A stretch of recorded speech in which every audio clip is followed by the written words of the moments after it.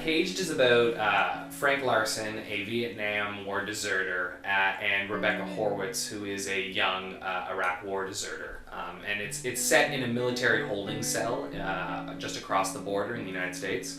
And it's basically a play that deals with family and work and what is the right choice between those two. It's a big question for myself in my life now.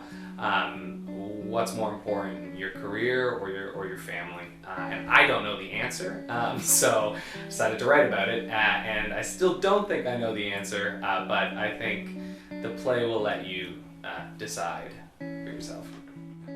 Well, it actually first was inspired by an article that I had seen about a older man who had been arrested 40 years after deserting from the army due to the fact that there were Iraq War veterans who were deserting in larger numbers, and so the Marines wanted to kind of clamp down on that. So they started arresting people that they had known were deserters for a long time, but they started to arrest them as they were crossing the border.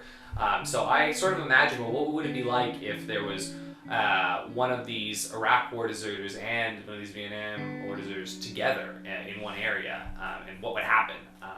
So that's sort of where it came about. But as I was writing it, it changed a lot, because in the initial writing of it, there was a big focus for me on the theme of desertion and cowardice and what that is. And it's still there, the cowardice is still there, but as I sort of mentioned, family came into it even more so.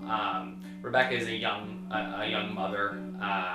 Frank has a son with a child, a newborn child, basically. So you've got this whole issue of a family in there, and whether or not